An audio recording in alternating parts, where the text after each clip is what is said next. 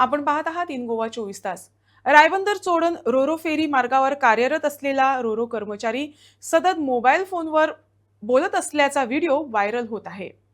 जलप्रवासादरम्यान अशा प्रकारच्या निष्काळजीपणा प्रवासी आणि कर्मचाऱ्यांच्या सुरक्षेसाठी धोकादायक ठरू शकतो, अशी चिंता प्रवासी व्यक्त करत आहेत. संबंधित अधिकाऱ्यांनी याकडे तातडीनं लक्ष देऊन आवश्यक ती कारवाई करण्याची मागणी होत आहे.